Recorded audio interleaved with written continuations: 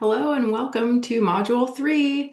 In this module, we are going to talk about what a thought is and how to disengage or disidentify from thoughts, also how to respond to them. So before we get started, I would like to do a quick little 5-minute settling in practice for this module. So go ahead and take your seat, and if you need to pause your video while you do that, please go ahead and do that now.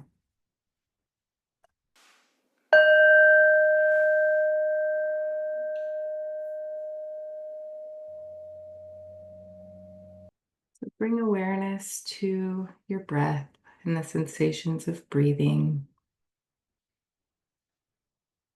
You can either have your eyes closed or open with a soft downward gaze. As you connect to the breath, take a couple of deep and intentional breaths, filling the entire lungs and letting go of any tension or emotions you might be carrying with you today with a nice big exhale.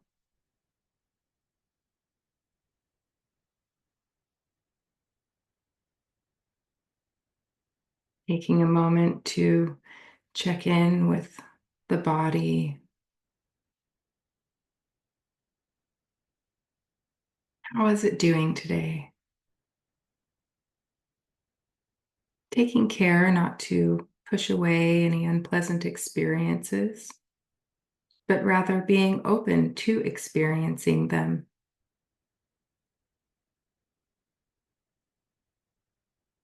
Take a moment to check in with the areas that tend to hold a lot of emotions. So, for some people, this might be the belly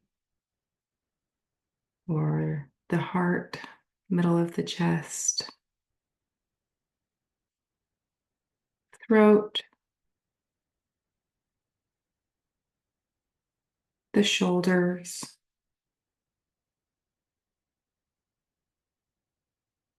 even the jaw and the eyebrow area.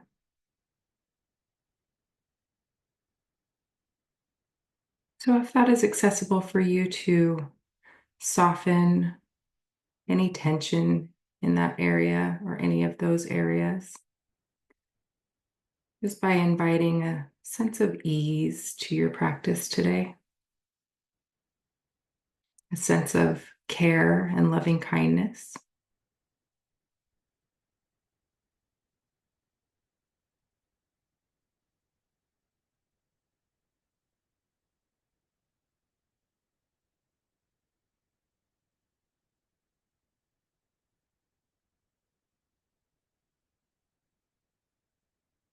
You have an area that is holding on to a lot of tension that does not easily release. That's no problem. Just go ahead and bring your awareness back to the breath or sound if that is your anchor.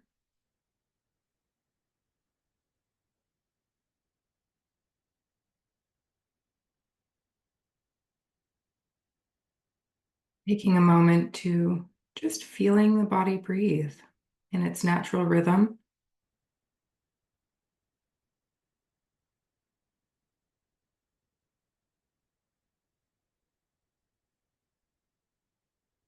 And if you have been hijacked by a train of thought, no problem. Just softly and gently remind yourself to come back to the present moment.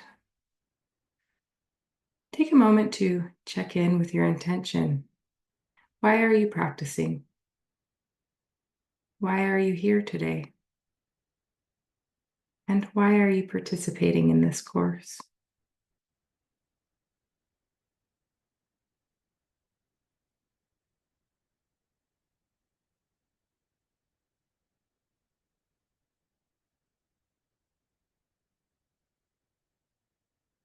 If it is to gain awareness or improve focus or sleep better.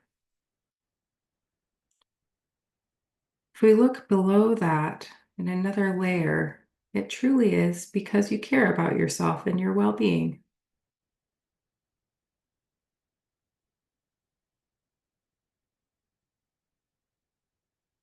So recognizing this deep act of self-care. Bring that with you today in the teaching and in the practice for the week. That even if you're doing this to overcome something or to cope with something or be at peace with something that has happened in your life, that the ultimate reason is because you care about your well-being and you don't want to suffer.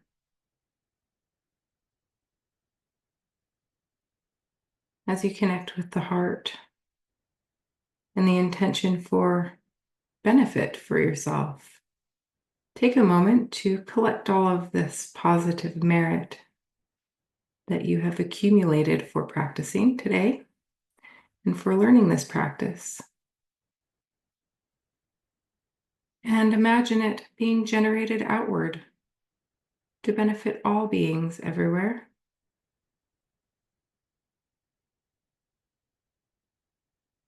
When we take care of ourselves, it influences those around us to take care of themselves too.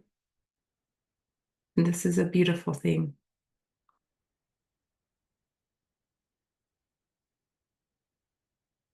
So, dedicating the merit, you can say some words to yourself if you like.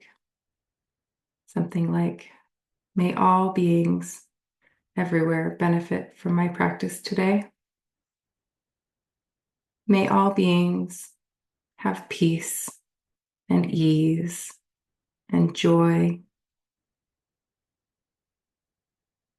May all beings recognize the interdependence on one another for the benefit of existence. May all beings be free from suffering.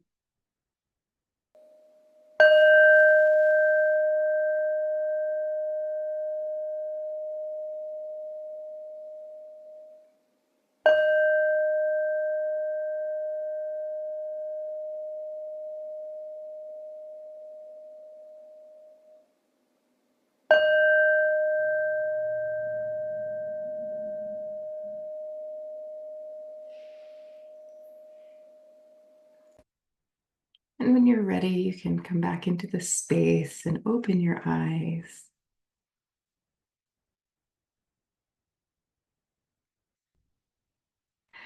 Now, your practice instructions for this week. You should be able to sit comfortably for about 10 minutes by now. So this week, I advise you to aim to work up to 15 minutes of practice by the end of the week. So if you are sitting for 10 minutes and that's no problem, then go ahead and just increase your time to 15 minutes the next day. And if you find that 15 minutes is comfortable even, then you can even increase your time up to 20 minutes. However, I don't recommend going over 20 minutes for now unless you're an experienced meditator. And then, of course, you know what is a good time for you. If you are having difficulty with the 10 minutes at this point, then I do suggest to increase your time only by a minute or two each day. This additional minute or two should be relatively imperceptible while you're sitting and practicing. So by the end of the week, I am hopeful that all of you will be able to sit for at least 15 minutes comfortably. So 15 to 20 minutes this week is a good place to be. And how to practice, I suggest that you keep working with your anchor and mindfulness of body. You can use the body scan and the rain practice as needed, but I do suggest that you introduce mindfulness of thoughts to your practice this week. Clearly, you haven't learned that yet, but you will. So in this module, you're going to learn a couple of ways of being mindful of your thoughts. Because there are a couple of ways to do this, please feel free to experiment. And I want to remind you that practicing mindfulness does take a long time to learn and really understand because this is an experiential practice. We can learn all of the conceptual ideas and instructions for practicing, but it's actually an experiential practice. So to gain any kind of progress or deep understanding and insights, you actually do have to practice. So this is actually known as a lifelong practice, and it can take an entire lifetime to understand. There are always going to be more things unfolding and things for you to learn about. So if you do find that you are confused at this point or that you don't understand something, please do your best to make it to one of the Q&A sessions. And if you cannot make it to one of the Q&A sessions, please feel free to reach out to me via direct message. I remember a long time ago, one of my teachers said, "Don't worry, one day all of this will make sense and it will just click." And then a couple of years later, something else will click and you'll see that you've been misunderstanding it for a long time. So there are layers to learning and understanding your own mind. Now, I mentioned in our introductory meditation, I just want to take a moment to really connect with the intention of why we practice. We practice to wake up from this trance of our discursive thinking and habitual reactivity and the overall suffering of life. But if we examine our motivation at this stage of practice, it's usually centered in the identity of the self. So this is the main reason that we suffer, actually, is that we have a self-centered attitude. It's these I want, I don't want, I like this, I don't like this, etc. This is what typically motivates us to make a change. Ultimately, we become so fed up with our own actions and our behavior that we actually decide to do something about it. So most of us, myself included, did not come to this practice perfectly happy and at peace with my life circumstances. So let's just take a moment and consider the impact that we really have on one another. When we are afflicted with delusions, with misunderstandings, with ignorance, with our own neuroses, we are not seeing things clearly. This is not your fault, by the way. It's just the nature of being a human being. We are conditioned by every interaction, every experience, everything we hear, see, do, and think. Literally, every thought is the result of a previous cause or condition. So if that's true, then how can we control our thoughts? Can we control when a thought appears? You may have heard people using meditation or mindfulness practice as a way to be in control of their thoughts or to be in control of their mind. While we are able to gain some stability in working with the mind, ultimately, we can't really control our thoughts. And you're going to learn a lot more about this in this module. What we are actually learning to do with this practice is to stop allowing our emotions and our thoughts to control us. We ultimately become the witness to our thoughts rather than the thinker of them. And when we are in the seat of the observer and not the thinker, we can actually observe them and respond with wisdom rather than blind reactivity. So this wise response is what's known as skillful means. And when we are caught up in our habitual reactivity, we end up hurting those around us. So when we learn to apply wisdom and skillful means, then we actually help those around us. I will talk more about this in Module 4, but I do want to introduce the concept today.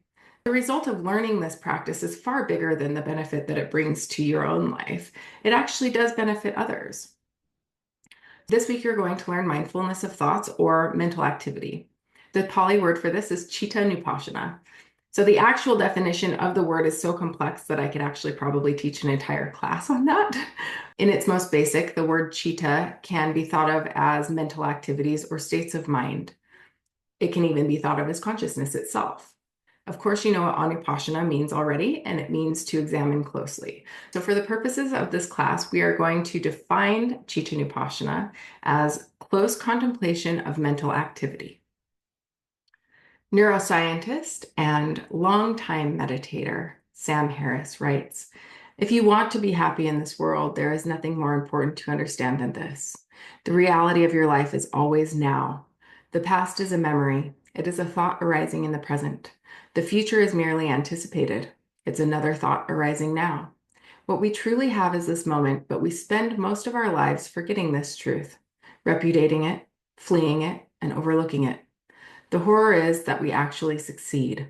We manage to never really connect with the present moment and find fulfillment there because we are continually hoping to become happy in the future." So in this module, I'm going to break down a little bit more about what a thought is and how to recognize one in the present. We're going to discuss a little bit more about the past and the future being imaginary places.